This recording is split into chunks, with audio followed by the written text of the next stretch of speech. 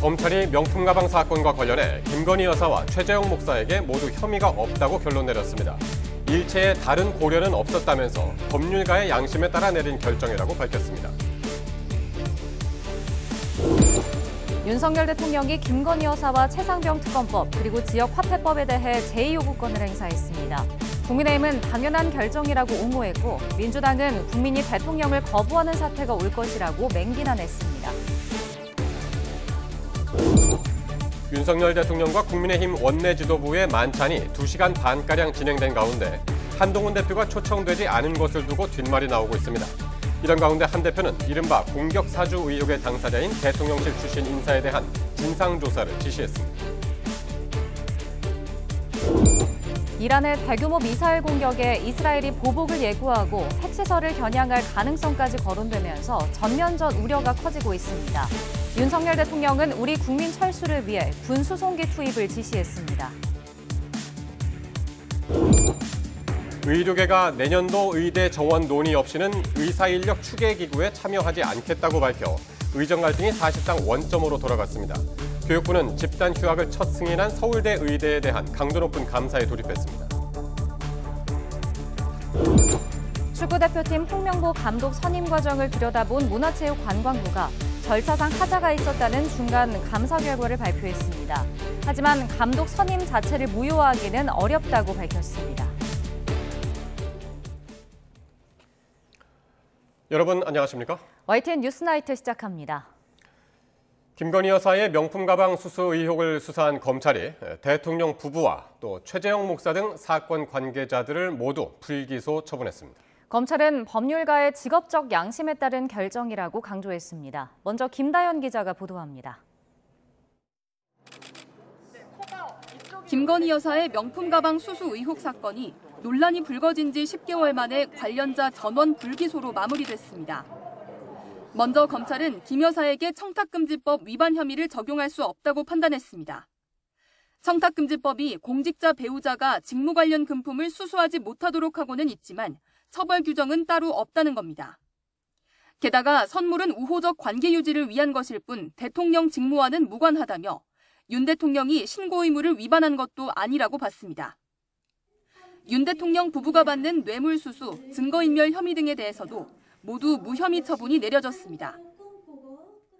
검찰은 또 가방을 건넨 최재형 목사의 청탁금지법 위반 혐의에 대해서도 직무 관련성이 없다며 무혐의로 종결했습니다. 주거침입이나 공무집행 방해 혐의 역시 사전에 일정을 조율해 김 여사를 만났고 검문이 불충분했다는 이유 등으로 성립하지 않는다고 봤습니다. 앞서 2차례 열린 수사심의 위원회는 김 여사는 불기소, 최 목사는 기소하라는 의견을 각각 냈습니다. 같은 사건을 두고 엇갈린 수심위 판단에 고심하던 검찰이 결국 기존 판단대로 관련자 전원 불기소 결론을 내린 겁니다. 검찰은 이어질 논란을 의식한 듯 일체의 다른 고려는 없었다고 밝혔습니다. 특히 김 여사 등 관련자를 조사하고 객관적 증거 자료도 모두 검토했다며 국민의 법 감정에 맞지 않는다는 의견이 있을 수 있지만 법률가의 직업적 양심에 따라 내린 결론이라고 강조했습니다. YTN 김다현입니다.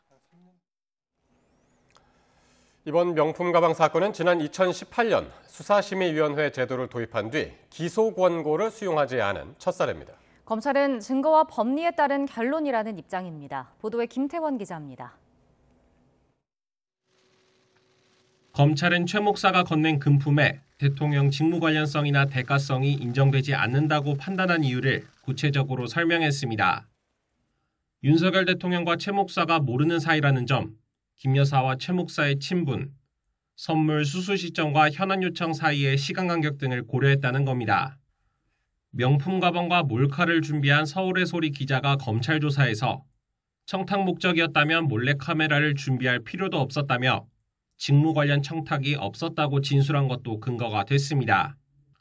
최 목사가 최근 자신이 건넨 금품의 직무 관련성과 대가성이 있다고 반박한 데 대해선 수사심의위원회 직무 관련성이 있고 청탁이 있다라고 저희가 입증을 했고 최 목사 주장에 일관성이 없고 과거 스스로 썼다는 복기록과도 어긋난다고 지적했습니다. 그때 얘기도 했어요. 그런 거는 뭐 내가 대가성이라든지 직무 관련성은 전혀 아니죠. 이렇게 직무 관련성이 없다면 민간인에게 적용되는 알선수재나 변호사법 위반도 성립할 수 없는 데다 공인이지만 공무원은 아닌 김 여사에겐 뇌물죄도 적용할 수 없다는 게 검찰 판단입니다. 이 밖에 김 여사가 금융위원회 인사에 개입했다는 의혹에 대해선 전임자와 후임자의 직책이동 과정까지 짚어가며 예측 가능한 인사인 만큼 김 여사가 관여한 게 아니라고 설명했습니다. 김 여사가 제출한 가방과 자신이 선물한 가방이 다른 제품이라는 최 목사 주장에 대해선 실밥 위치와 포장지 접힘까지 비교 분석했다고 강조했습니다. 검찰은 3차 수심이라는 각오로 준비했다며 11,500쪽에 달하는 수사 기록을 100여 장 분량으로 압축한 PPT로 2시간 가까이 설명을 이어갔습니다. 하지만 전례 없이 기소 권고를 뒤집고 불기소 처분을 강행하면서 사건을 마무리한 만큼 이에 따른 논란도 당분간 불가피해 보입니다. YTN 김태원입니다. 검찰은 현직 대통령 부인에 대해 대면 조사를 하는 등 직접 수사까지 벌였지만 이른바 총장 패싱과 엇갈린 수심이 결론 등 많은 진통을 겪었습니다. 사건은 일단락됐지만 논란은 이어질 것으로 보입니다. 김철희 기자가 보도합니다. 지난해 김건희 여사가 최재형 목사에게 명품 가방을 받는 장면을 공개한 서울의 소리는 방송 뒤 대통령 부부를 검찰에 고발했습니다. 아무것도 받지 않았으면 아무 일도 일어나지 않습니다. 5달이 흐르도록 큰 진척이 없던 수사는 이원석 전 검찰총장이 전담 수사팀 구성과 신속 수사를 지시한 뒤부터 급물살을 타기 시작했습니다. 그런데 며칠 뒤 단행된 인사로 의혹을 수사하는 지휘부가 모두 교체되며 잡음이 일었고 수사팀이 김 여사를 제3의 장소에서 비공개로 대면 조사하며 휴대전화까지 반납한 사실이 알려져 공분을 샀습니다. 이원석 전 총장이 조사 진행 사실을 몰랐다는 이른바 패싱 논란까지 불거지며 총장이 직접 고개를 숙이기도 했습니다. 법 앞에 예외도 특혜도 성역도 없다고 말씀드렸습니다. 그러나 대통령 부인 조사 과정에서 이러한 원칙이 지켜지지 않았고 이후 수사팀의 무혐의 처분 결론에 이 전 총장이 소집한 수사심의위원회도 불기소 의견을 내며 수사가 마무리되는가 했지만 최 목사가 별도로 신청한 2차 수심위가 최 목사를 기소하라고 권고하면서 검찰 셈법은 더 복잡해졌습니다. 어떤 처분에도 비판이 불가피한 상황에서 검찰은 기존 결론을 유지하기로 했지만 기소 권고를 수용하자는 사례는 처음인 만큼 논란은 지속될 것으로 보입니다. 당장 서울의 소리 측은 항고와 재정 신청까지 내 끝까지 다투겠다는 입장을 밝혔습니다. 여기에 마무리를 앞둔 김 여사의 도이치모터스 주가 조작 연루 의혹도 검찰이 무혐의 처분할 경우 봐주기 수사 논란은 더 커질 전망입니다. YTN 김철입니다. 윤석열 대통령이 오늘 김건희 여사 특검법을 포함한 3개 법안에 대해 제2요구권을 행사했습니다. 대통령실은 김 여사의 사과와 관련해서는 다양한 의견을 듣고 있다고 밝혔습니다. 신윤정 기자입니다. 윤석열 대통령은 야당이 강행 처리한 김건희 여사와 최상병 특검법, 지역화폐법에 대한 제2요구안을 제거했습니다. 이로써 윤 대통령이 취임 뒤 국회에 제2를 요구한 법안은 24건이 됐습니다. 대통령실은 위헌, 위법적인 법안에 제2요구권을 행사하는 건 헌법상 대통령의 의무라며 문제점을 조목조목 지적했습니다. 대통령의 특검 임명권을 사실상 박탈해 헌법상 삼권분립 원칙을 어기는 것은 물론 정치적 중립성과 공정성을 훼손한 법안입니다. 대통령실은 오히려 제2요구권 유도나 최근 야당에서 윤 대통령에 대한 탄핵을 준비하는 움직임이 이재명 대표 방탄을 위한 속셈이라고 날을 세웠습니다. 야당을 향한 맹공과 달리 여권 내부 김건희 여사의 사과 요구에 대해서는 말을 아꼈습니다. 대통령실 핵심 관계자는 최근 김 여사의 사과를 검토한다는 보도가 나오고 있지만 현재 입장은 다양한 의견을 듣고 있다는 것이라고 말했습니다. 대통령실에서는 위법 사항이 나오지 않은 상황에서 국정감사와 도이치모터스 주가 조작 연루 의혹 처분을 앞두고 사과할 경우의 위험성, 부작용을 우려하는 것으로 알려졌습니다. 다만 김 여사 사과가 필요하다는 여론조사 결과도 있는 만큼 시기와 방식, 수위를 놓고 고심이 커지고 있습니다. 대통령실 관계자는 한동훈 대표에게 보낸 메시지에서 드러나듯 김 여사는 사과할 의향이 있다며 결국 윤 대통령과 김 여사의 결심이 가장 중요하다고 말했습니다. YTN 신윤정입니다. 윤 대통령의 제2요구권 행사와 검찰의 김건희 여사 불기소 처분은 공교롭게도 같은 날 이루어졌습니다. 여야는 이 두 사안을 두고 강하게 충돌했습니다. 이준엽 기자입니다. 국민의힘은 윤석열 대통령의 제2요구는 헌법이 부여한 대통령의 권한이자 헌법 가치를 바로 세우기 위한 당연한 결정이라고 평가했습니다.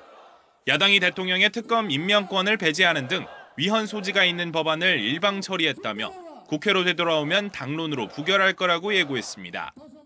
자신들의 정치적 이익을 위해 정쟁을 일삼는 행위에 대해 반성부터 해야 합니다. 이에 맞서 민주당은 취임 2년 5개월 만에 24번째 거부권이라며 지금은 도돌이표처럼 제2요구를 할 때가 아니라 민심을 직시할 때라고 지적했습니다. 세 가지 법안 반대는 김 여사를 감싸고 최상병 순직 수사를 방해하고 민생고를 해결해달라는 국민의 외침을 외면한 것이라고 날을 세웠습니다. 윤석열 대통령은 주권자인 국민이 명령한 의무를 다하지 않는 대통령에 대한 국민의 심판을 두려워해야 합니다. 검찰의 명품 가방 사건 불기소 처분을 두고도 여야는 맞붙었습니다. 국민의힘은 만시지탄이지만 그동안 제기됐던 모든 의혹은 해소될 거라 옹호했습니다. 민주당이 이재명 대표 사법 리스크를 무마하기 위해 여전히 음모론, 공작설과 결별하지 못한 채 괴담 정치를 반복하고 있다고 쏘아붙였습니다. 검찰이 법리에 따라서 사실관계에 기초해서 판단하지 않았을까 이렇게 생각합니다. 더 이상 제가 보탤 말씀은 없습니다. 다만 김재섭 의원은 민주당이 내놓은 특검법은 나쁘지만 김 여사의 정치적, 윤리적 책임이 사라지는 게 아니라며 사과를 요구하기도 했습니다. 민주당은 명품 가방 무혐의 처분은 검찰에게 일말의 공정과 양심을 기대한 국민을 다시 한번 배신한 행위라고 규탄했습니다. 김 여사에게 조금이라도 해가 될 것 같으면 법도 수사심의위원회 권고도 다 무시하는 거냐며 김 여사 특검 필요성이 더욱 높아졌다고 강조했습니다. 윤석열 대통령과 검찰이 저지른 만행은 민주공화국을 부정하고 김건희 왕국을 선언한 것이나 다름없습니다. 김건희 여사 논란은 다가오는 국정감사에서도 최대 쟁점으로 떠오를 것으로 보입니다. 예산심사 등 정기국회 남은 일정도 여야의 극심한 대치 속에 충돌을 거듭할 것이라는 우려가 나옵니다. YTN 이준엽입니다. 윤석열 대통령과 국민의힘 원내 지도부의 만찬 회동이 조금 전에 끝났습니다. 국정감사를 앞두고 의원들을 격려하는 말이 주로 오갔는데 윤 대통령은 정쟁이 아닌 민생 국정감사가 되길 바란다고 말한 걸로 파악됐습니다. 정치부 취재기자 연결돼 있습니다. 임성재 기자. 네, 정치부입니다. 예, 만찬에서 오간 이야기 좀 자세히 정리해 주실까요? 네, 용산 대통령실에서 저녁 6시 반부터 시작한 만찬은 밤 9시쯤 종료됐습니다. 이 만찬 자리에는 윤석열 대통령과 정진석 대통령 비서실장 등이 참석했고, 이 여당에선 추경호 원내대표와 김상훈 정책위의장 등 여당 원내 지도부를 비롯해 당 소속 상임위원장과 간사단 등 20여 명이 참석했습니다. 먼저 만찬에서 윤 대통령은 야당과 싸우는 국정감사가 아닌 이 국익을 우선하는 민생 국정감사가 되길 바란다고 당부한 거로 알려졌습니다. 여소야대 국면 등 야당과 비교해 숫자는 적지만 일당백 각오로 생산적인 국감이 되길 바란다고 강조한 겁니다. 특히 이 자리에선 정부가 추진하는 의료개혁과 관련한 윤 대통령의 발언도 있었는데요. 윤 대통령은 고령화 사회 필수 지역 의료가 무너지는 상황에서 이 개혁은 반드시 필요하고 미룰 수 없다며 흔들림 없이 추진해 나가자고 말한 거로 파악됐습니다. 또 의료개혁이 의료계를 대척점에 두고 실시하는 것도 아니란 점을 분명히 했습니다. 이 밖에 체코 원전과 관련해 일각에서 덤핑 수출하고 비판받는 것에 대해 이 경제성을 인정받은 수출인데 이 같은 말이 나오는 걸 이해할 수 없다는 취지의 말을 한 것으로 전해졌습니다. 이에 국민의힘 원내 지도부는 주로 국정감사에 임하는 자세에 대한 각오를 밝힌 거로 파악됐습니다. 추경호 원내대표는 야당의 가짜뉴스나 정치 공방에 단호히 맞서 싸우겠지만 야당이 건설적인 대안을 내면 잘 소화하고 마무리하겠다고 답했습니다. 특히 상임위원장 그리고 상임위 간사단과 똘똘 뭉쳐 미래 대한민국을 위한 국정감사를 하도록 노력하겠다고 덧붙였습니다. 이번 만찬에선 한동훈 대표가 참석하지 않은 게 또 다른 관심사였는데요. 이에 대해 신동욱 원내수석 대변인은 이번 만찬이 추 원내대표의 제의를 용산 대통령실이 수락하면서 이루어졌다고 설명했습니다. 그러면서 대통령실이 지난 주말 한 대표에게도 이런 행사가 열린다는 점을 알린 거로 안다고 말했습니다. 만찬 자리에서 윤 대통령의 한 대표와 관련한 언급은 없었던 것으로 전해졌습니다. 김건희 여사 문제 등 현안에 대한 논의가 오갔을지도 관심사였는데요. 신 원내수석 대변인은 현안에 대한 이야기를 밀도 있게 하는 분위기는 아니었다고 전했습니다. 다만 국정감사 증인 채택과 관련해 민주당이 일방적으로 처리한 게 우려스럽다는 취지의 말은 있었다고 밝혔습니다. 지금까지 정치부에서 YTN 임성재입니다. 이스라엘이 이란의 공격을 실패로 간주하고 곧바로 보복을 예고했는데 이란 핵시설을 겨냥한 공격까지 거론되며 전면전 우려가 커지고 있습니다. 권영희 기자입니다. 이란의 대규모 미사일 공격 직후 이스라엘은 안보회의를 열어 곧바로 보복을 예고했습니다. יהיו לירי הזה השלכות. יש לנו תוכניות, אנחנו נפעל במקום ובזמן שנחליט. 이스라엘과 이란은 이미 지난 4월 공격을 주고받았습니다. 이란은 사전에 공격을 통보했고 이스라엘도 이란 방공시설만 제한적으로 공격했는데 이번엔 상황이 다릅니다. 이란은 사전 예고 없이 훨씬 고도화된 극초음속 미사일까지 동원했다고 밝혔습니다. 이 때문에 이스라엘은 이번 공격을 선전포고로 간주하고 있습니다. 게다가 이스라엘 입장에선 대응 수위를 높이는데 거칠 것이 없습니다. 가장 강력한 저항의 축으로 평가됐던 헤즈볼라는 큰 타격을 입어 이란 대리 세력으로서의 능력을 발휘하기 힘들어졌습니다. 대선을 앞둔 미국의 영향력도 크게 줄었습니다. At this moment, the Americans have no influence at all. We see that when Netanyahu made his speech at the United Nations, it was totally ignoring the ceasefire demands. 최악은 이스라엘이 이란의 핵 능력을 겨냥하는 것입니다. 벌써 이란 핵 프로그램의 핵심인 나탄즈 농축 시설에 대한 공격 우려가 나오고 있습니다. 이럴 경우 이란이 다시 보복에 나서면서 두 나라는 전면전으로 치닫게 될 수 있습니다. 이스라엘은 이미 대대적인 보복을 국제사회에 천명했습니다. We will defend our people. We will act. Iran will soon feel the consequences of their actions. The response will be painful. 이스라엘의 보복 수준에 따라 5차 중동 전쟁이 일어날 가능성도 배제할 수 없는 상황입니다. YTN 권영입니다.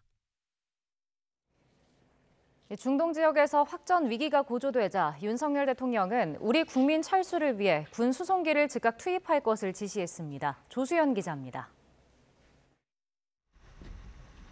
이란이 하마스와 헤즈볼라 간부 살해에 대한 보복이라며 이스라엘을 향해 탄도미사일 200발을 발사한 날, 윤석열 대통령은 긴급 경제안보 점검회의를 열고 우리 국민 보호를 최우선으로 해야 한다고 강조했습니다.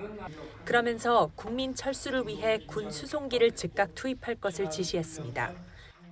이런 때일수록 더 침착하고 신속한 대응이 필요합니다. 중동의 군사 충돌이 야기할 수 있는 모든 시나리오를 치밀하게 점검하고 그에 따라 필요한 조치를 지체 없이 마련해야 합니다. 윤 대통령은 향후 사태 전개에 대한 모든 가능성을 열어두고 관계부처와 기관 간 긴밀히 협력하며 24시간 모니터링 체제를 가동할 것을 주문했습니다. 또 중동 지역의 안전은 국제 유가와 직결돼 있고 우리 에너지 수급과 공급망에도 영향을 준다며 면밀한 대비책을 당부했습니다. 불안정한 중동 정세가 우리 경제와 물류에 미칠 영향도 다각적으로 분석해서 선제적으로 필요한 조치를 해야 합니다. 현재 레바논에 130여 명, 이스라엘에는 480여 명의 한국인이 체류 중입니다. 대부분 선교사이거나 현지에 오랫동안 생업에 종사해온 것으로 알려졌으며 정부는 지난 7월부터 조속한 출국을 당부해왔습니다. 레바논과 이스라엘에 체류하고 계신 우리 국민들께서는 가용한 항공편, 선박편 등을 이용해서 조속히 출국해 주실 것을 다시 한번 강력히 권고드립니다. 외교부 당국자는 대사관 직원들의 안전 보장에도 많은 신경을 쓰고 있다며 이들이 제 역할을 해서 우리 국민이 안전할 수 있도록 조치를 취하고 있다고 설명했습니다. YTN 조수연입니다. 의료계가 내년도 의대 정원 논의 없이는 정부가 제시한 의사인력 추계기구 참여를 하지 않겠다고 밝히면서 의정 갈등 상황이 다시 제자리로 돌아갔습니다. 보도에 이문석 기자입니다. 대한의사협회와 의대 교수, 의대 학장 등은 긴급히 비공개 연석회의를 개최했습니다. 그리고 정부와의 논의에 2025학년도 의대 정원 의제가 반드시 포함돼야 한다는 기존 입장을 재확인했습니다. 정부는 의제의 제한 없이 논의하자고 합니다. 그러니 2025년도 의대 정원을 포함해서 논의해야 합니다. 직전 의협 브리핑에서 26학년도 정원 얘기를 꺼내며 25학년도 증원을 수용할 듯 발언한 것과 구분됩니다. 해당 발언 뒤 전공의 대표가 SNS에 의협이 전공의 입장을 대변하지 않는다고 비판하는 등 내부 반발이 이어지자 방향을 선회한 거로 보입니다. 의료계는 정부가 제시한 의사인력 추계위원회 구성에도 위원을 추천하지 않겠다고 했습니다. 의대 증원 원점 재검토 없이는 정부가 추진하는 어떤 의료개혁 논의에도 동참하지 않겠다는 뜻을 분명히 한 겁니다. 하지만 정부도 25학년도 의대 증원은 논의 대상이 아니라고 못 받고 있어 정부의 사과와 의협 호응으로 기대를 모은 의정 대화 가능성은 다시 안개 속에 파묻혔습니다. 2025학년도 의대 정원은 이미 대학 입시 절차가 들어가 있기 때문에 논의가 불가능한 상황임을 잘 알고 계실 거라고 생각이 듭니다. 이런 가운데 의료계를 대변하고 있는 의사협회가 내부적으로 큰 홍역을 치르고 있습니다. 대의원의 주도 설문에서 응답자 85%가 이면택 회장 불신임이 필요하다고 답해 지도력에 또 한 번 의문이 제기됐습니다. YTN 이문석입니다.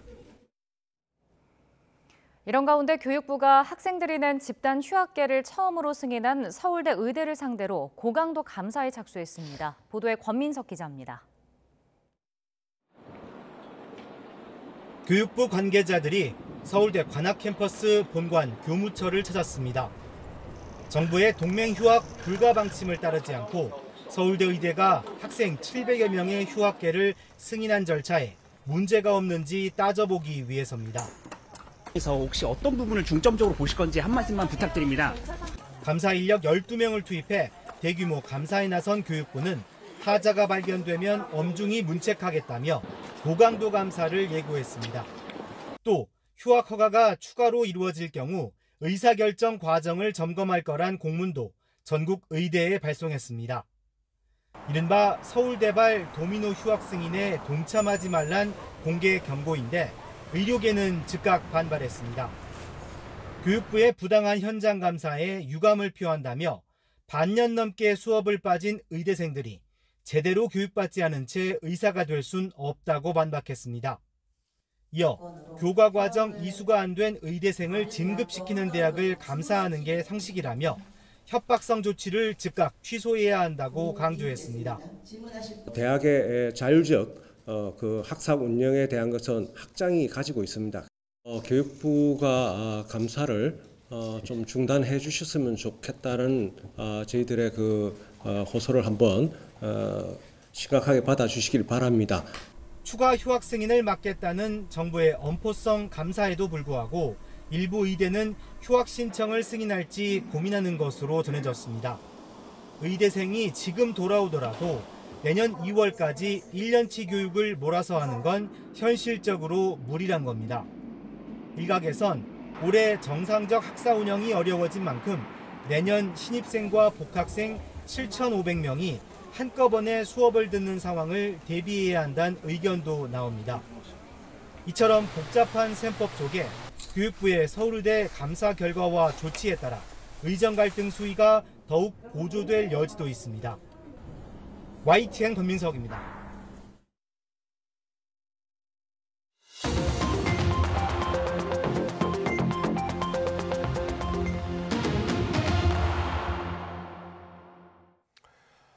정치권 관심 뉴스 짚어보는 포커스 나이트 시간입니다. 오늘은 정호김 전 새누리당 의원, 그리고 신경민 전 민주당 의원 나오셨습니다. 안녕하십니까? 네, 안녕하세요. 네.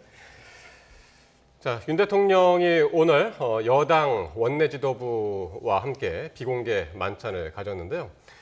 9시에 끝났다고 합니다. 6시 반에 시작했으니까 한 2시간 반 정도 진행이 됐고요. 이 자리에 이제 한동훈 대표가 빠져서 그게 참 화제가 됐는데 조금 전에 취재기자 얘기로 윤 대통령이 한동훈 대표에 대한 언급은 따로 안 했다. 뭐 그렇게 전해지네요. 예, 정 의원님. 글쎄 이제 여러 경우의 수가 있는데요. 네.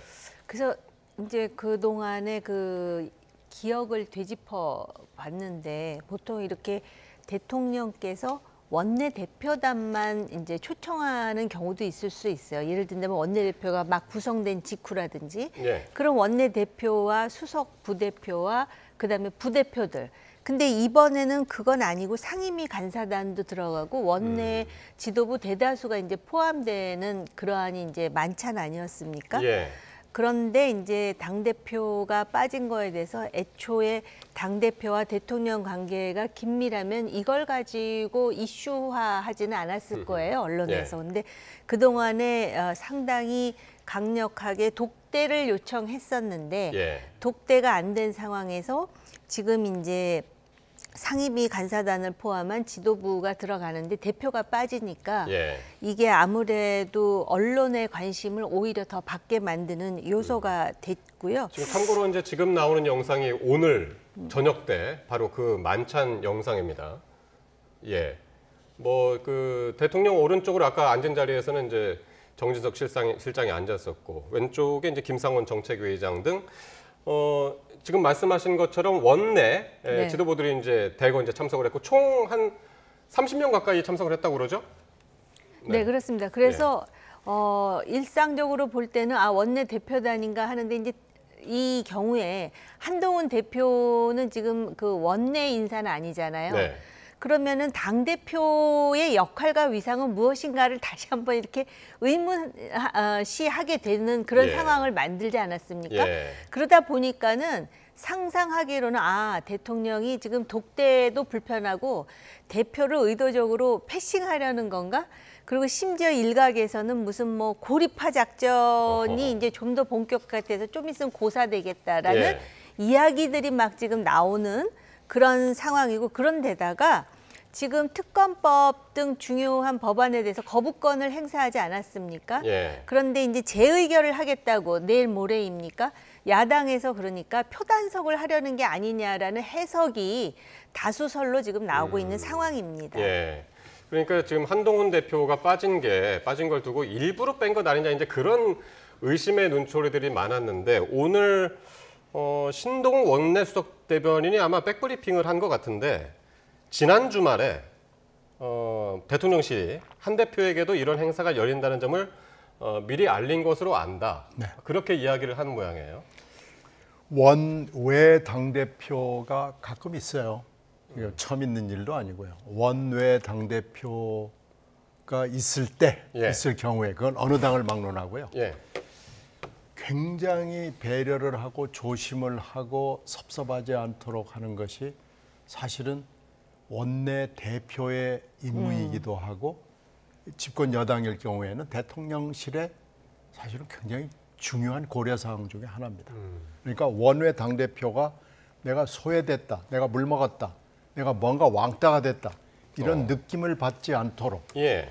해주는 것이 사실은 매우 중요한 정치적 고려사항 중에 하나입니다. 근데 지금은 그렇죠. 지금은 일부러 그렇게 하는 거 아니에요.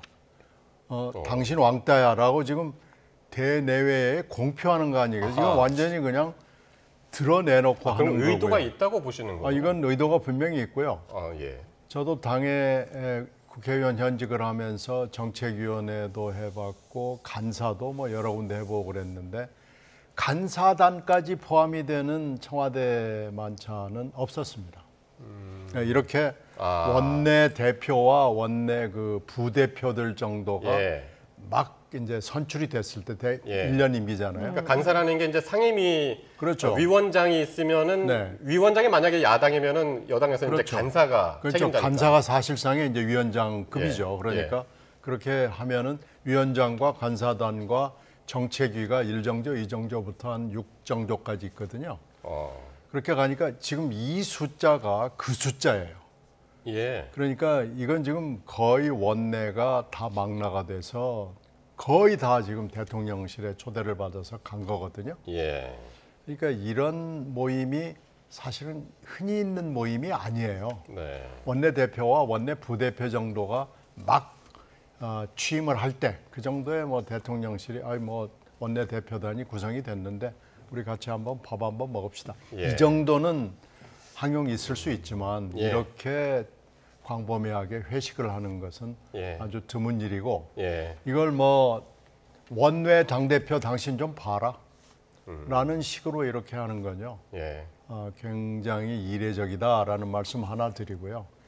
이런 배려가 지금 없는 건 물론이고 오히려 더 왕따를 만천하에 공표한다는 게 굉장히 불편한 기류입니다. 예. 고의로 배제시켰다라고 이제 말씀을 하셨고, 정 의원님, 근데 이제 지금 이제 독대를 계속 한 대표가 요청을 했잖아요. 근데 여기에 대해서 이제 일부 기사에서는 대통령실이 독대를 지금 날짜를 검토하고 있다라고 하니까 대통령실이 뭐라고 했냐면 그건 아니고 여러 이야기를 듣고 있다라고 지금 얘기를 했거든요. 독대 가능성이 있을까요? 어떻게 보십니까? 글쎄요, 그 원내 대표단 만찬을 보면 가능성이 당장 생길 것 같지는 않아요. 물론 이제 시간이 흐를수록 아마 어느 시점이 되면 대통령께서 독대하고 싶어질 때가 오겠죠. 그러나 지금은 아니라고 판단하는 것 같고. 예. 그다음에 언제 독대를 하고 싶어 할까요? 이제 대통령이 지금 계속해서 야당으로부터 공격을 받고 있는 데다가 소위 돌출 변수라는 게 나오고 있습니다.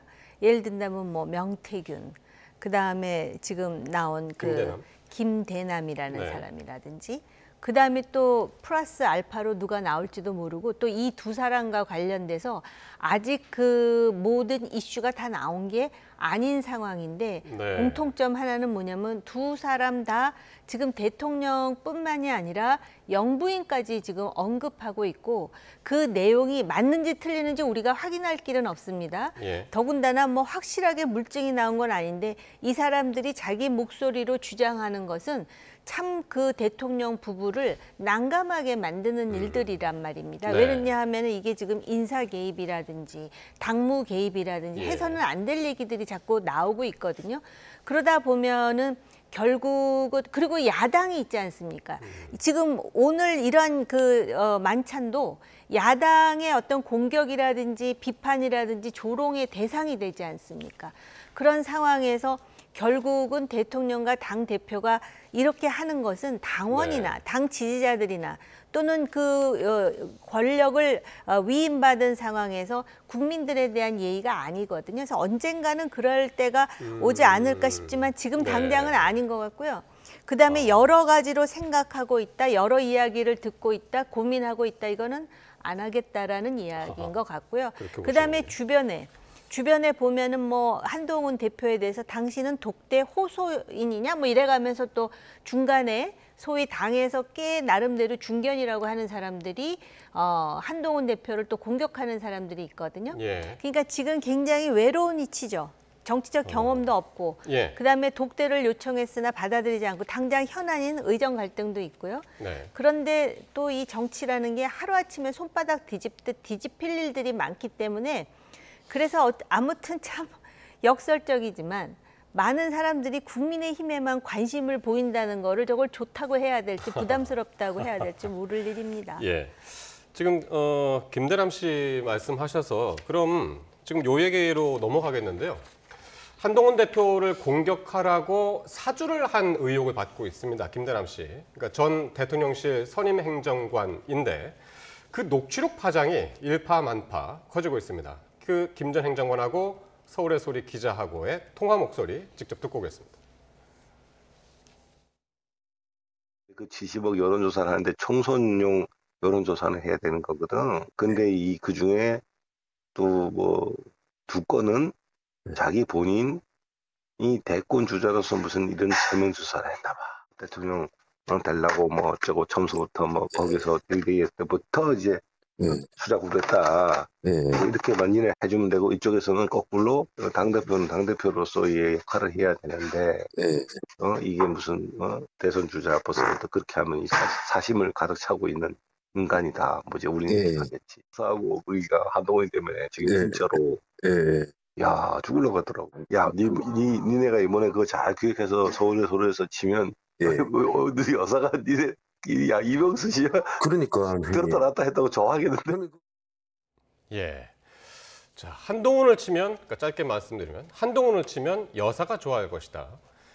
이 통화 시점은 지난 7월이었고요. 국민의힘의 전당대회가 7월 23일이었으니까 그걸 앞두고 김 전 행정관이 서울의 소리 이명수 기자하고 통화를 한 내용입니다. 그래서 여기서 지금 전당대회 개입 의혹 이 얘기가 지금 나오고 있는 겁니다. 그러니까 보도사주를 하는 장면이잖아요. 네. 그 전에 공개된 거에는 고발사주가 공개됐었고 저 녹취에서는 보도사주하고 전대 개입 뭐 지금 이거예요. 그러면서 김 여사하고 직접 아는지 모르는지 그건 중요한 게 아니고 그 기류를 하여튼 핵심부의 기류를 그대로 이명수 기자한테 전달을 하는 거죠.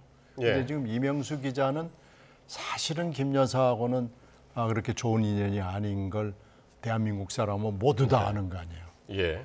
근데 그 이명수 기자하고 저렇게 깊숙하고 내밀하고 은밀하고 굉장히 민감한 얘기를 스스럼 없이 하고 있는 거예요. 그러니까 이명수 기자가 지난 대선 때였죠. 그렇죠. 그러니까 김 여사하고 뭐 7시간 통화를 한 거고 공개가 됐었죠. 지난번에 심야 계산책 부분도 바로 그 서울의 소리 그 뭐 이명수 기자인지는 모르겠습니다만은 서울의 소리 거였고 그래서 서울의 소리하고는 그 용산하고 그렇게 거리가 가까울 것 같지가 않은데 지금 저렇게 깊숙한 얘기. 서울의 소리는 이번에 그 명품백 사건도 명품백도 그렇죠. 이게 지금 4번째입니다. 네. 그러니까 보도 개입, 보도 사주도 그렇고 고발 사주도 그렇고 뭐 이런 얘기들을 이렇게 스스럼 없이 하는 게 저는 하여튼 이분이 일단은 문제가 많은 분인 것 같아요. 김대남이라는 분이 하여튼 문제가 많은 분이고 그럼에도 불구하고 그렇게 얘기를 깊숙하게 했다는 것 자체가 깜짝 놀랄 일이죠. 이렇게 따지고 보면은 이것이 진상조사를 해서 뭐 사실관계는 확인을 해와야 되겠지만 그냥 우리가 듣는 그 자체로만 해도 굉장히 큰 사건이 터져 나온 거고요. 이게 저는 잘 마무리될 것 같지가 않아요. 이건 아마 질질질질 끌리면서 굉장히 많은 일들이 앞으로도 벌어지게 될 수밖에 없게 보입니다. 한 대표가 바로 그래서 조금 전에 보셨습니다마는 본인의 SNS에 국민과 당원들께서 어떻게 보실지 상당히 부끄럽고 한심스럽다. 그렇게 쓰면서 당장 지금 당에 진상조사를 지시를 했습니다. 이게 이제 용산과의 갈등설 증폭 우려도 있었을 텐데 신속하게 이런 지시를 내린 거는 어떤 의미가 있다고 보시나요, 정 의원님? 이게 이제 본인에 대한 이야기이긴 하지만 어떻게 보면은 대통령 부부까지도 능멸하는 이야기 내용이 많이 들어 있어요. 그리고 실질적으로 그런 이야기, 물론 사적인 대화이긴 하지만 파장이 크잖아요. 일단 서울의 소리라는 방송도 그렇고 또 최근에 그 명태균 씨 문제에 대해서 계속 공개를 하는 뉴스토마토도 그렇고 이들의 보도의 행태를 보면은 시간차 보도를 하고 있는 것 같아요. 그리고 앞으로도 굉장히 보도거리가 많은 것 같습니다. 그런데 지금 이 내용은 뭐냐면은 결국은 대통령실에 있던 사람이 물론 대통령실을 나오기는 했지만 결국 공공기관에 매우 그 알짜배기라고 할 수 있는 요직을 또 차지했어요.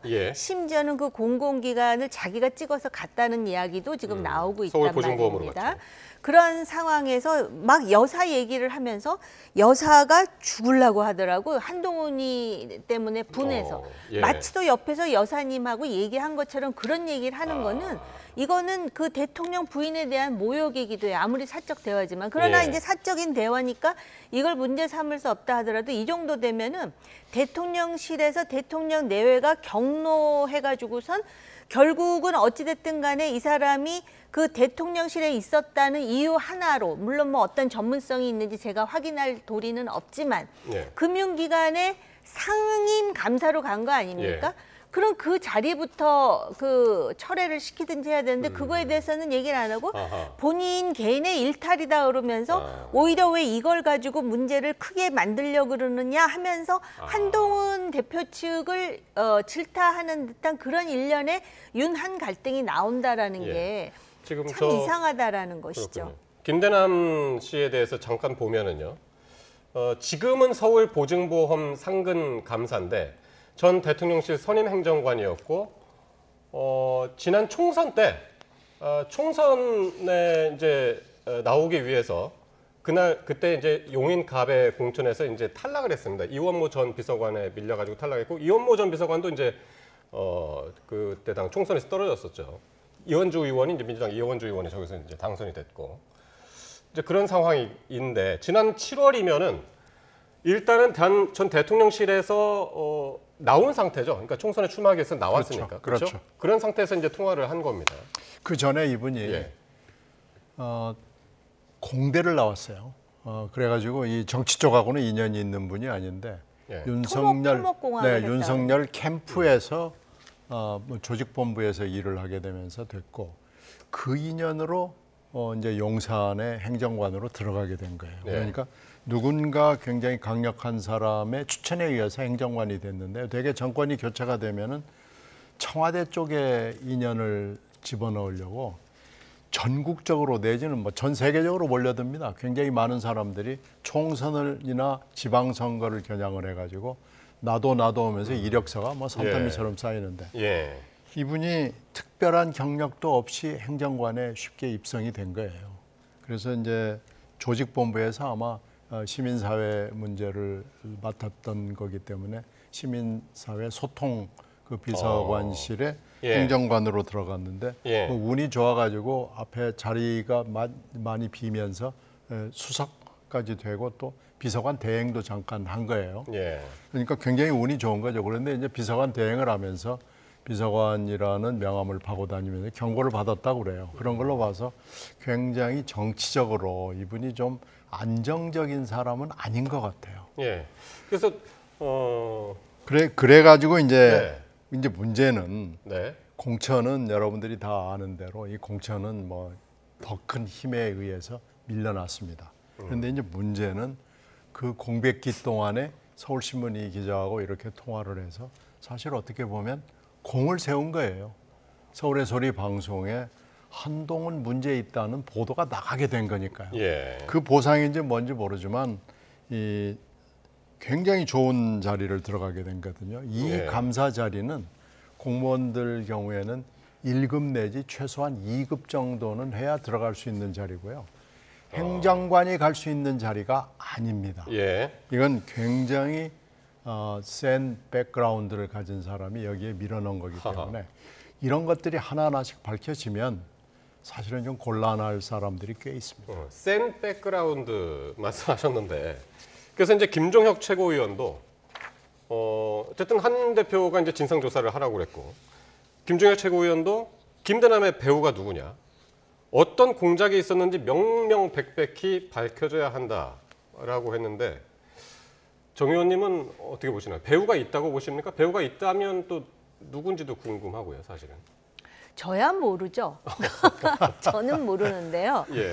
저는 모르는데 이 서울의 소리를 들은 사람들이 굉장히 많아요. 그 둘이 사적으로 전화 통화하는 얘기를 듣는 걸 보면은 이 사람이 어디선가 얘기는 많이 들은 것 같아요. 그러다 보니까 뭐 70억을 들여갖고 자기 개인 여론조사를 했느니 해가면서 그리고 어쨌든 대통령실에 있었지만 국민의힘 당원이단 말입니다.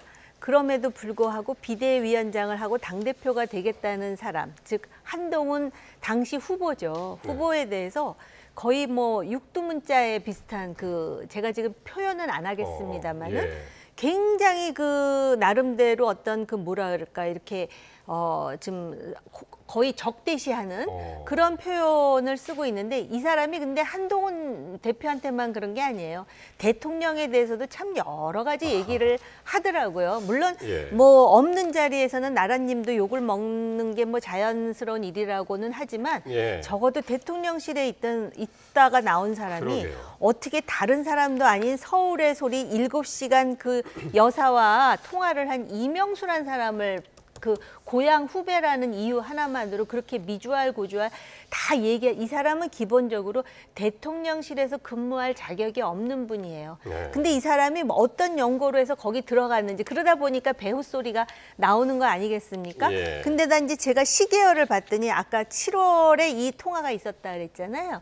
그 7월 23일에 국민의힘 당대표 선거를 해서 한동훈 대표가 되지 않았습니까? 근데 이 사람이 그 좋다는 서울보증보험의 상근 감사로 결정된 건 8월이더라고요.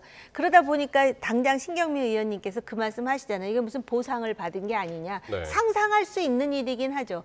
그런데다가 이 정도 되면 아까 제가 모두에서 말씀드렸듯이 당장 그러니까 표현하지만 당장 임명을 철회할 정도로 지금 경로해야 되는데 이걸 가지고 지금 친윤계와 친한계가 서로 굉장히 그 신경전을 벌이면서 다른 소리를 낸다라는 거는 한쪽에선 배우가 있다고 생각하는 거고 정말 배우가 없다면 이건 같은 마음으로 경로해갖고 이 사람에 대해서 정리를 해야 되는데 이걸 가지고 지금 나눠져서 싸우니까 배우가 정말 맞는가? 라는 생각을 자연스럽게 하는 사람들이 꽤 될 것 같습니다. 이게 현재 이게 자를 수도 없고 안 자를 수도 없고 이 사람이 그만두지는 않을 것 같은 느낌인데 그만둬야 되는 상황이고 그래서 이게 아마 인사권자가 굉장히 고민하고 있을 거예요. 이게 지금 어떻게 해야 그래도 관련이 없는 것으로 해석이 될 수 있을까?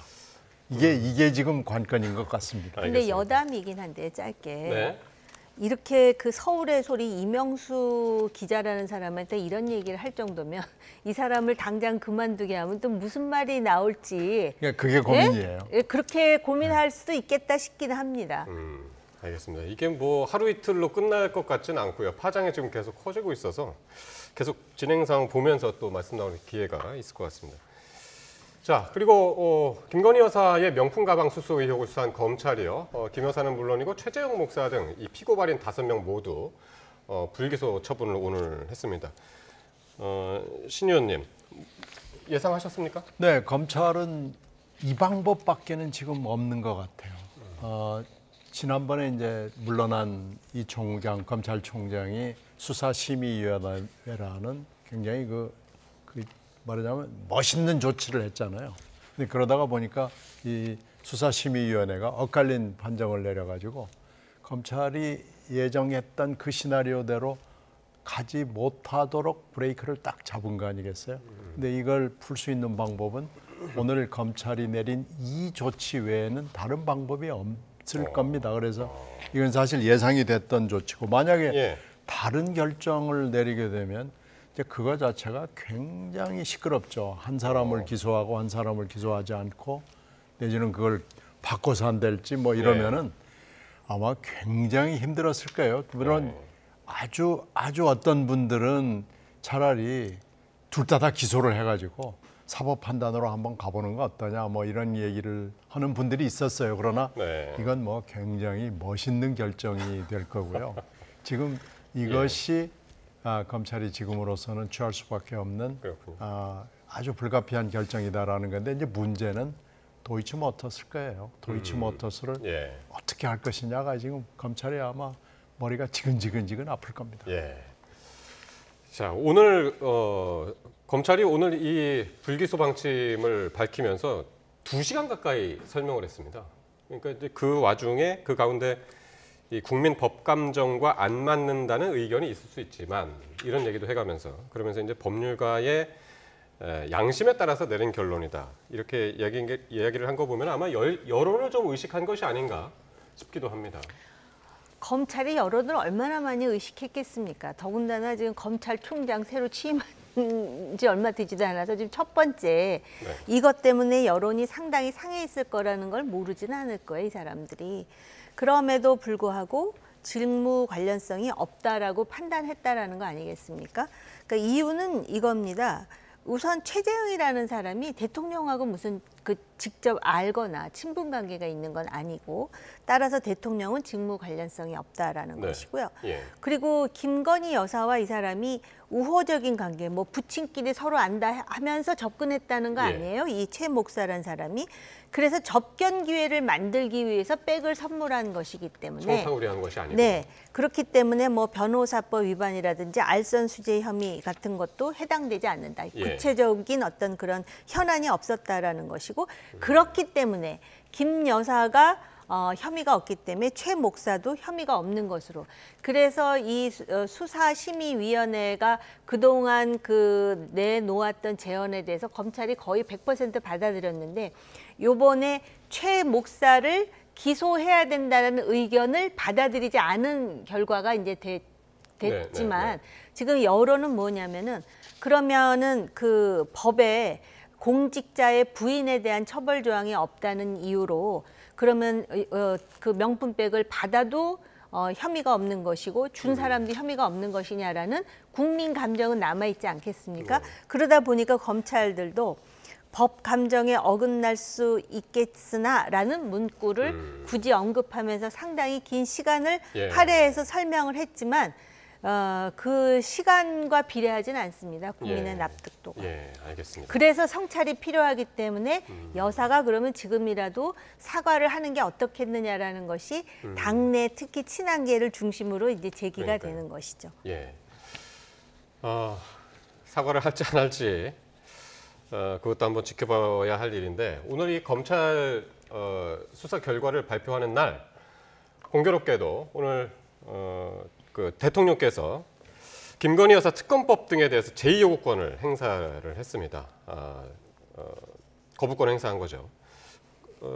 어떻게 보십니까? 이제 이 거부권 행사 자체도 예상이 됐던 일이고, 이 다음 스텝은 이제 재표결인데, 재표결에 관심은 또 국민의힘에서 이탈표가 있느냐, 이 여부거든요. 그렇죠. 이번에 만약에 정말 한 표라도 우리가 예상하는 숫자를 넘어서는 표가 국민의힘에서 이탈이 된다면 이건 전국에 엄청난 충격을 줄 거예요. 예.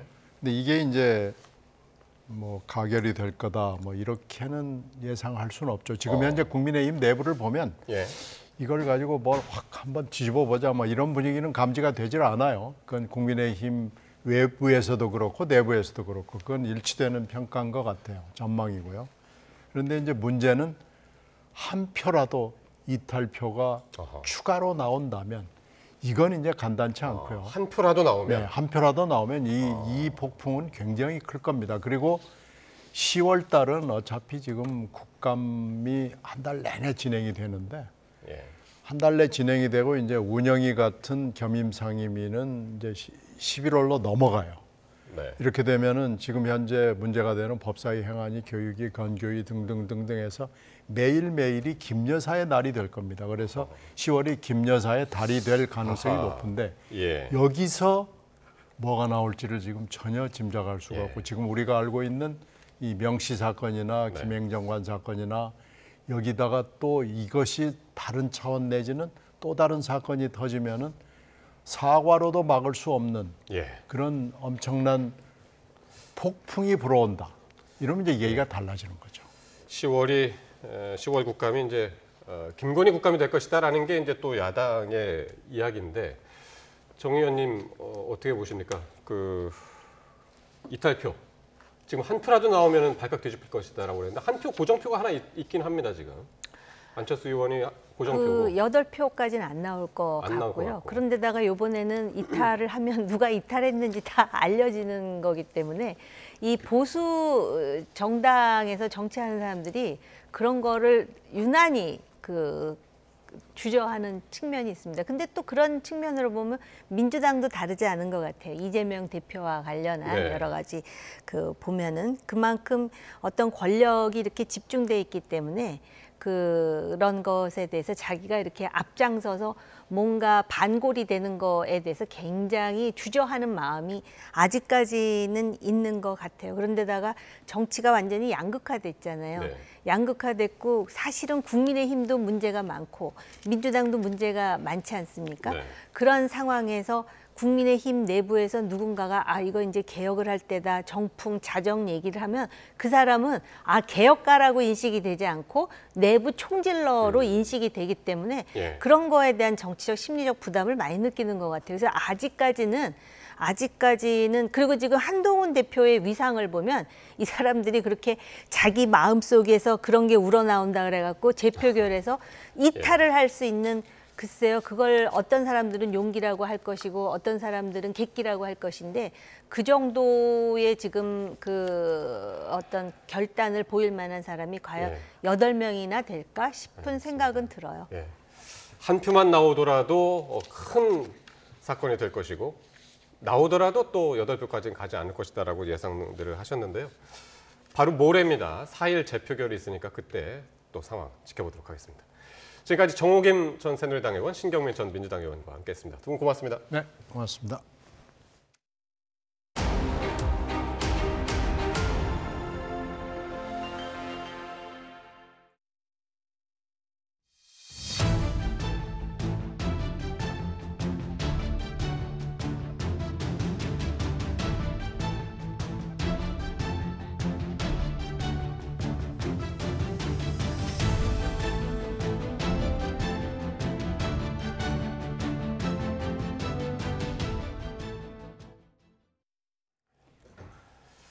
네, 오늘 서울 등 내륙 기온이 올가을 들어서 가장 낮은 10도 안팎까지 떨어졌고요. 강원 산간 지역은 체감 온도가 영하권으로 곤두박질쳤습니다. 제18호 태풍 끄라토는 우리나라에 직접적인 영향은 없을 전망입니다. 보도에 김민경 기자입니다.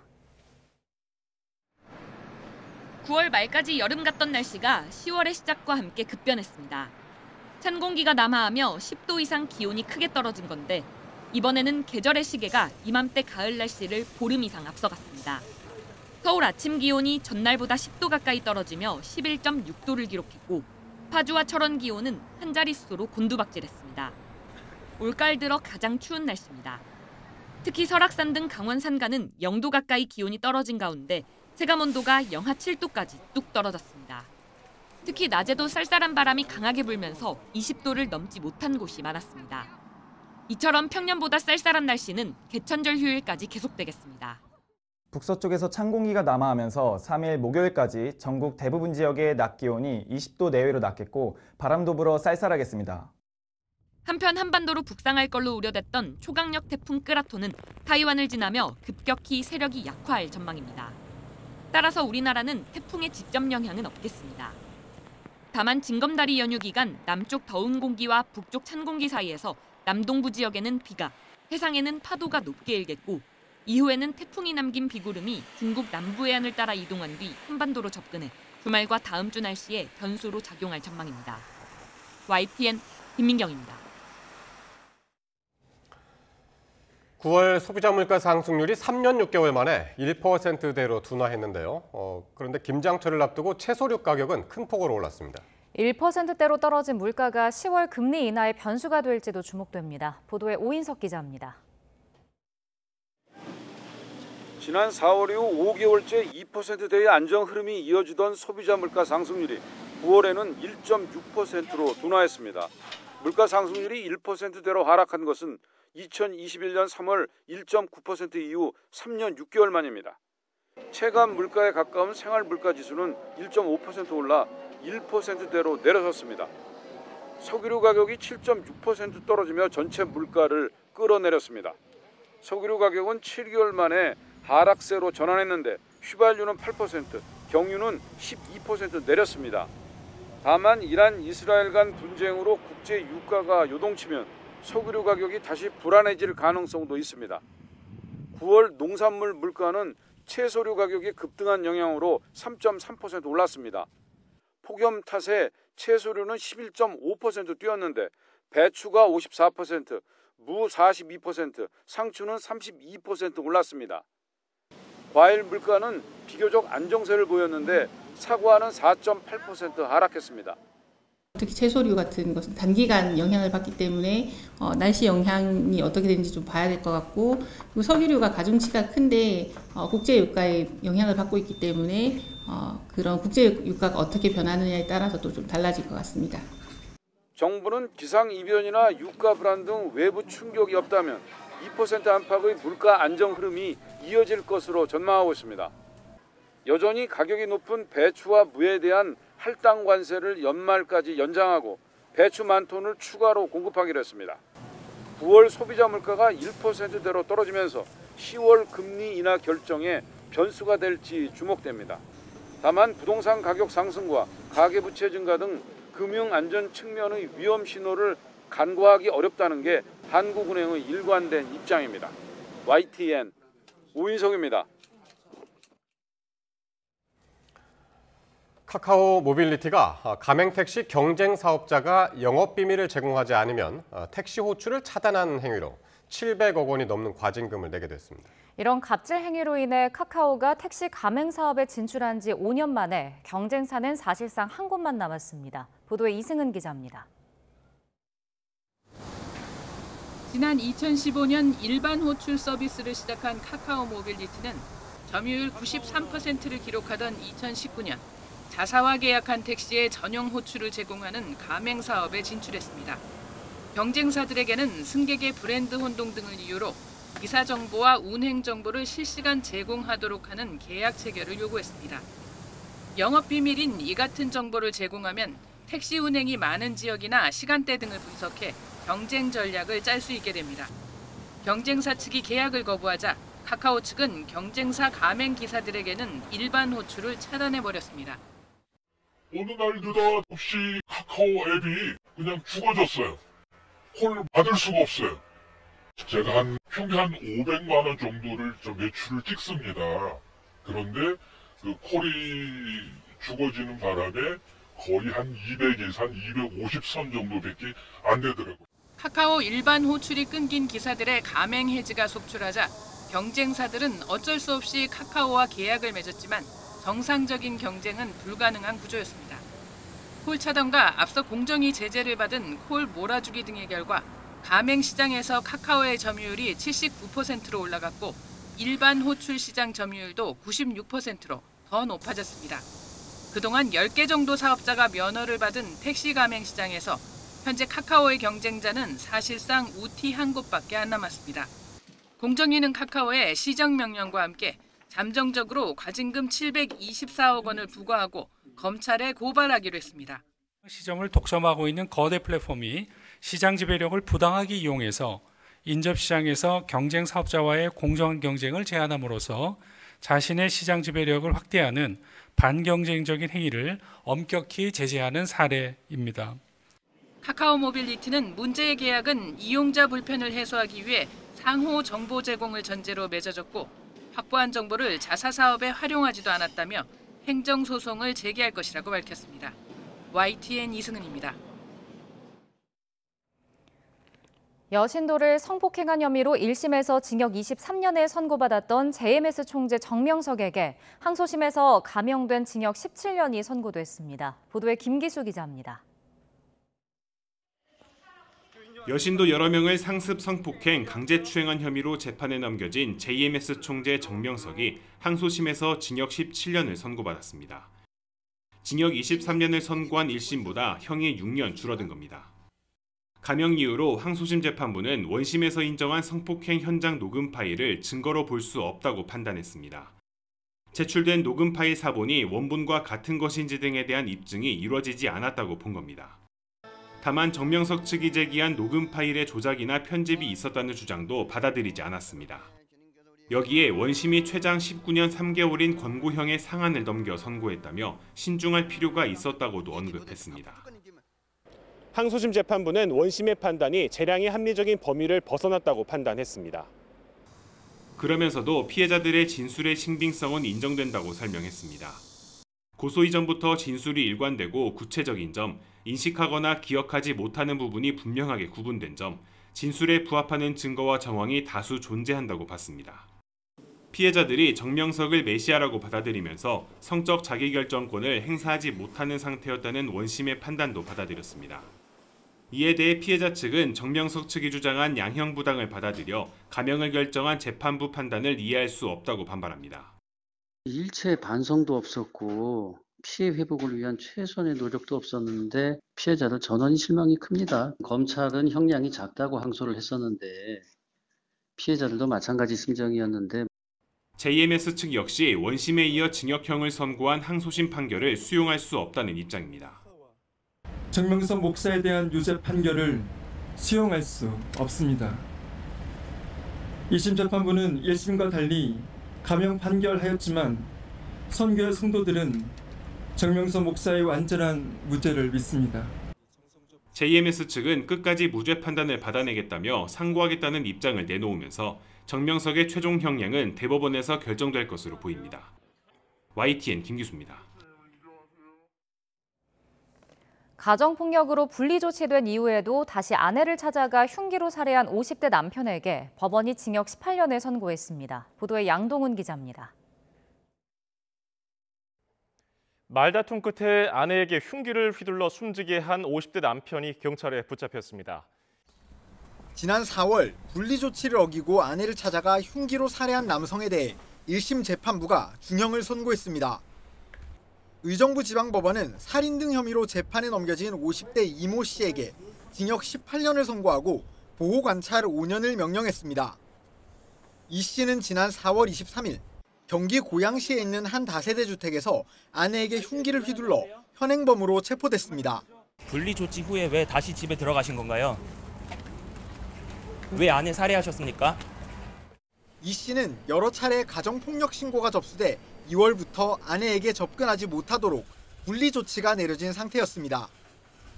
하지만 범행 6일 전에도 아내를 찾아가 말다툼을 벌이다 신고당한 데 이어 당일에는 아내와 화해하겠다며 집으로 찾아가 결국 살해했습니다. 재판부는 이 씨가 피해자뿐 아니라 세 아들에게도 상습적으로 폭행을 저질러왔고 유가족도 엄벌을 탄원하고 있다고 말했습니다. 그러면서 피고인을 장기간 격리해 재범을 방지하고 잘못을 참회하게 해야 한다며 양형 이유를 설명했습니다. 재판이 끝난 뒤 유가족은 YTN 취재진과 만나 어떤 처벌로도 가족의 아픔은 달랠 수 없다고 울먹이며 형량이 생각보다 적게 나와 아쉽다고 말했습니다. 징역 25년을 구형했던 검찰은 판결문을 면밀하게 검토한 뒤 항소 여부를 결정할 방침입니다. YTN 양동훈입니다.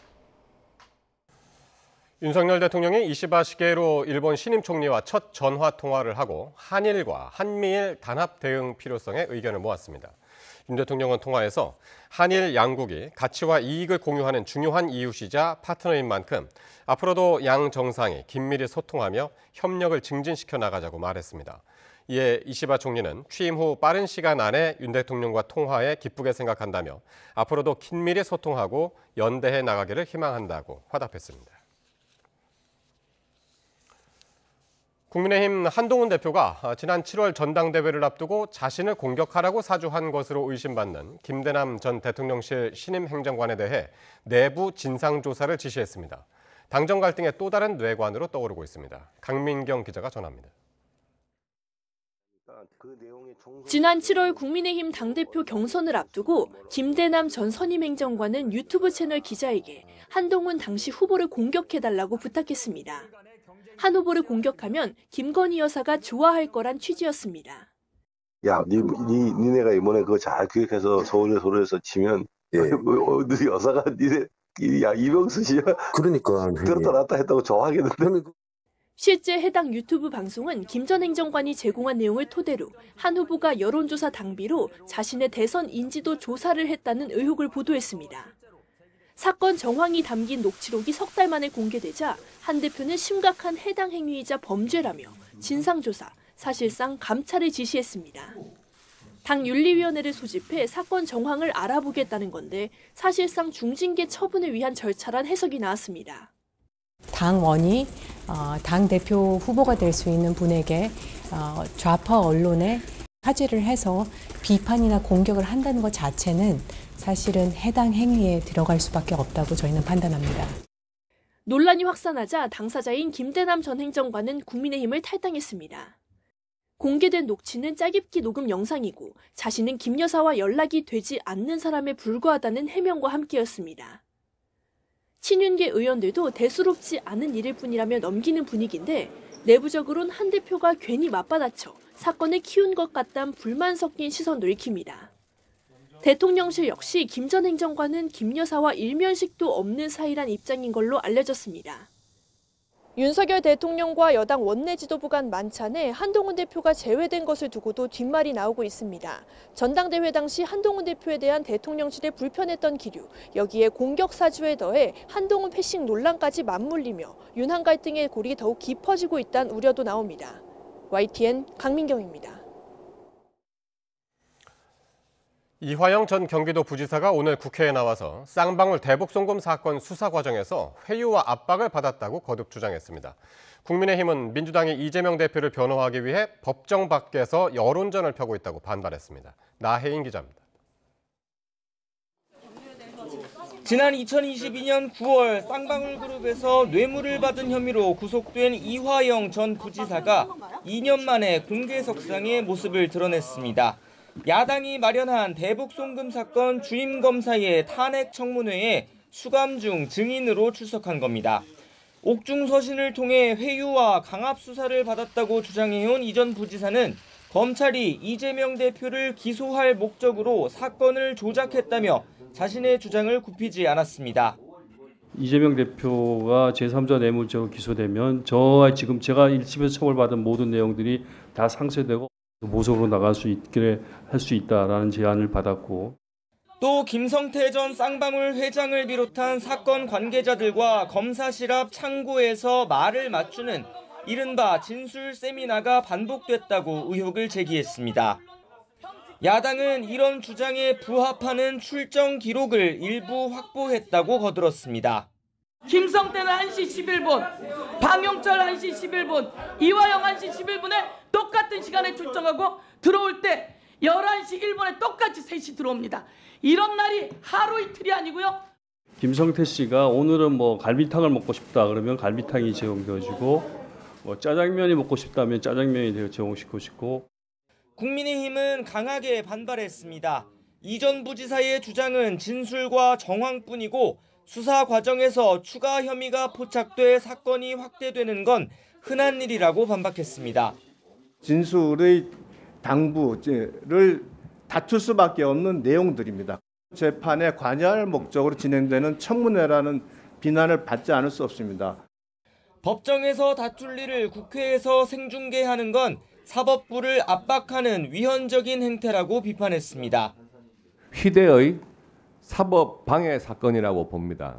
이재명 대표를 위해서 본인이 하기도 싫은 있지도 않은 말들을 하게 되면서, 특히 이 전 부지사의 주장이 사실이라면 1심 법원이 징역 9년 6개월의 중형을 선고했겠느냐고 반문했습니다. 이 청문회는 앞으로 있을 이재명 대표에 대한 재판에 대한 변호를 위해서 된 것이고, 야당은 이화영 전 부지사의 증언으로 담당 검사를 탄핵 소추할 이유가 충분히 쌓였다고 주장했습니다. 하지만 야당 대표를 수사했다는 이유만으로 현직 검사를 탄핵하는 게 맞느냐는 여당 반발과 여론에 곱지 않은 시선도 만만치 않아 실제 탄핵안을 표결에 붙일지는 지켜봐야 할 것으로 보입니다. YTN 나혜인입니다. 참여연대와 호루라기 재단은 이른바 민원사주 의혹과 관련해 류희림 방송통신심의위원장을 업무방해 혐의로 경찰에 다시 고발했습니다. 이들은 올해 초 같은 혐의로 류 위원장을 고발했지만 8개월 넘게 피고발인 소환조사도 이루어지지 않는 등 수사 진척이 없어 추가 고발을 결정했다고 설명했습니다. 방송통신심의위원회에 민원을 제기했다가 개인정보가 유출된 민원인들이 방심위 직원들과 MBC, 뉴스타파 기자들을 경찰에 고소했습니다.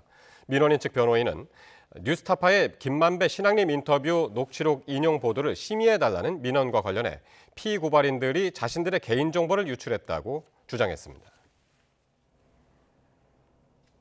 제29회 부산국제영화제가 화려한 막을 올리며 열흘 동안의 열전을 시작했는데 OTT 작품이 개막작으로 선정돼 논란이 일기도 했습니다. 김승환 기자입니다.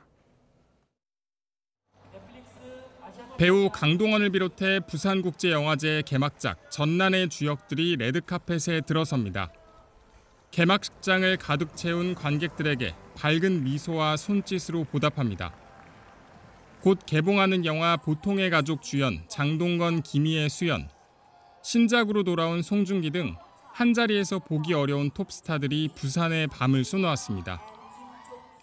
영화제의 상징인 개막작은 오는 11일 넷플릭스를 통해 공개되는 강동원 주연의 영화 전난입니다.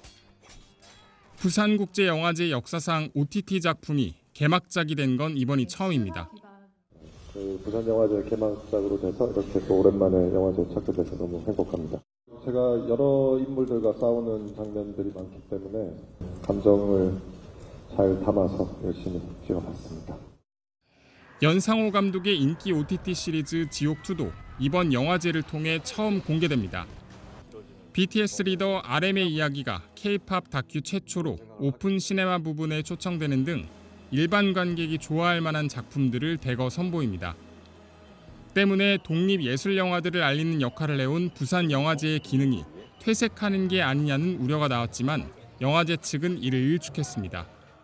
이제 상업영화나 OTT 영화 쪽으로 가는 거 아니냐 그렇게 생각을 하실 텐데 독립영화라는 게 이제 부산영화제를 이끄는 가장 중요한 그 기둥이기 때문에 그 기조는 변함이 없고요. 내년이면 부산국제영화제는 어느덧 30주년을 맞습니다. 영화제에 대한 관심이 예전만 못한 가운데 OTT 작품과 K-팝 등을 전면에 내세운 이번 선택으로 영화제가 한 단계 도약할 계기가 될지 관심입니다. 부산에서 YTN 김승환입니다.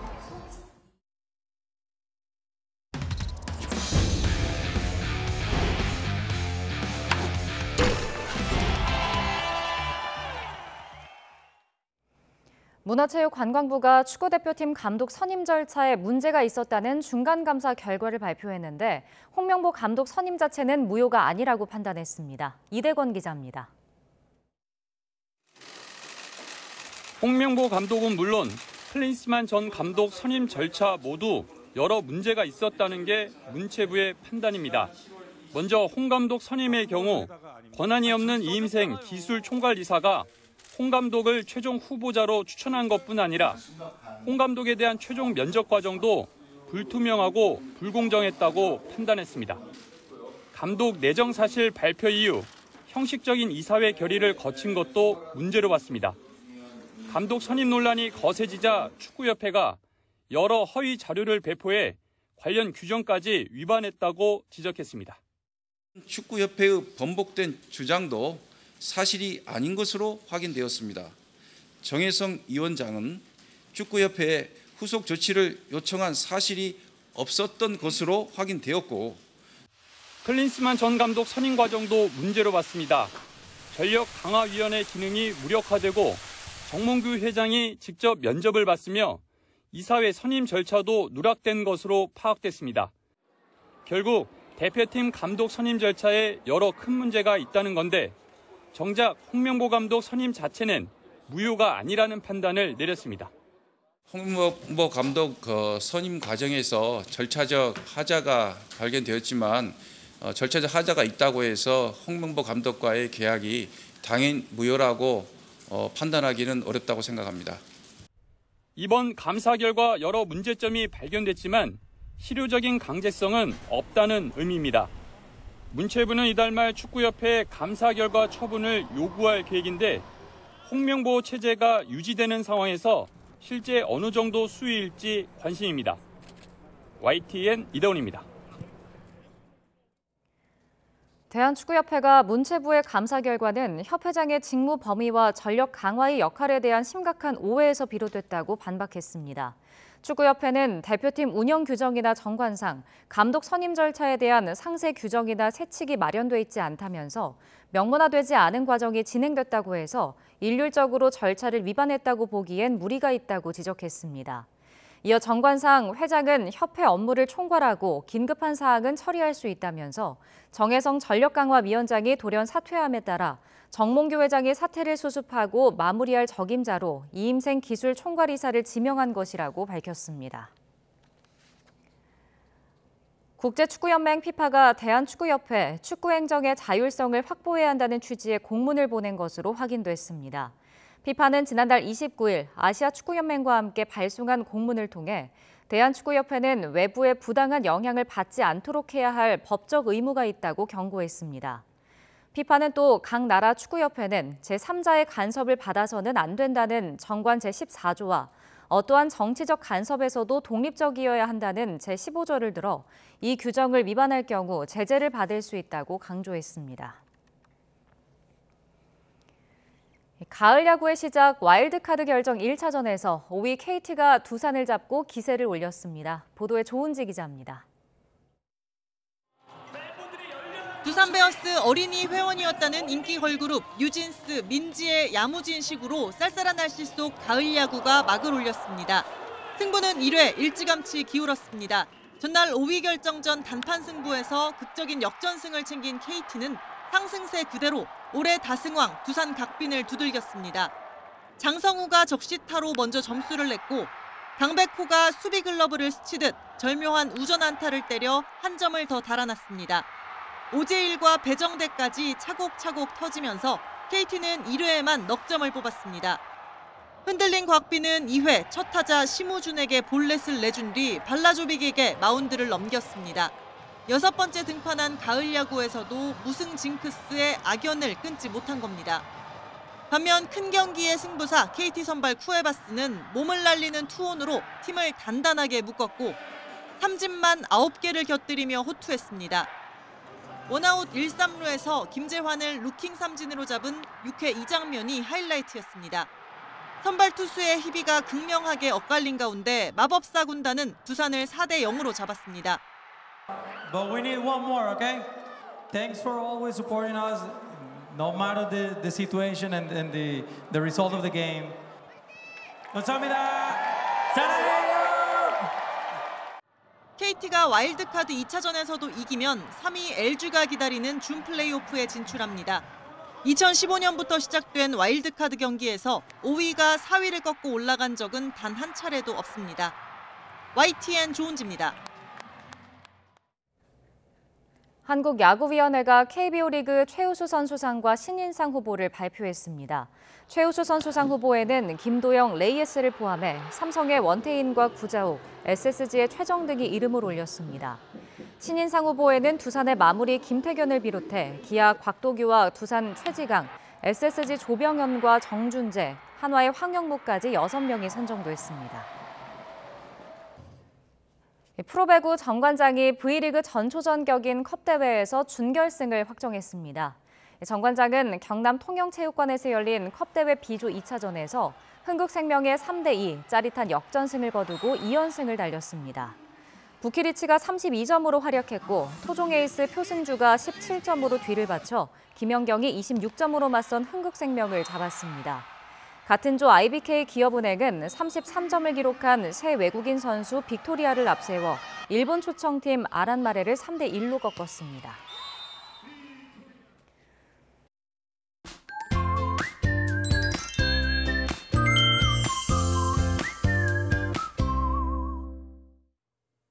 공기가 부쩍 차가워졌습니다. 오늘 낮 동안에도 찬바람이 불며 쌀쌀하게 느껴졌는데요. 개천절인 내일도 종일 쌀쌀한 날씨가 이어집니다. 우선 서울 아침 기온이 12도, 광주 13도로 아침 공기는 오늘과 비슷하겠고 낮 기온은 서울 22도, 광주 17도로 특히 비가 내리는 충청 이남을 중심으로 오늘보다 3, 4도가량 기온이 더 낮아지겠습니다. 영남 해안을 시작으로 오전에는 그 밖에 충청 이남으로 비가 확대되겠고 오후에는 경기 남부와 강원도에도 가끔 비가 내리겠습니다. 영남 해안에는 최고 60mm, 다른 지역은 5에서 40mm의 비가 예상되고 밤부터 점차 비가 그치겠습니다. 또 영남 해안과 제주도를 중심으로 바람이 매우 강하게 부는 가운데 노을성 파도도 높게 일겠습니다. 휴일을 맞아 해안을 찾는 분들은 안전사고에 각별히 유의해 주시기 바랍니다. 내일 아침 기온은 서울이 12도, 대전 12도, 대구 16도로 예년보다 1, 2도가량 낮겠고 강원 산간에는 서리가 내리거나 물이 어는 곳이 있겠습니다. 낮 기온은 서울 22도, 대전 18도, 대구 19도로 예년보다 2도에서 6도가량 낮겠습니다. 이후 날씨는 태풍 끄라톤이 변수가 될 수 있겠습니다. 태풍은 타이완을 지난 뒤 열대 저압부로 약화하겠지만 이후 태풍이 남긴 비구름이 한반도 부근으로 이동해 영향을 줄 가능성이 있겠습니다. 주말 계획 세우신다면 참고하시기 바랍니다. 날씨 정보였습니다. YTN 뉴스와이드 수요일 순서 모두 마칩니다. 시청해주신 여러분 고맙습니다.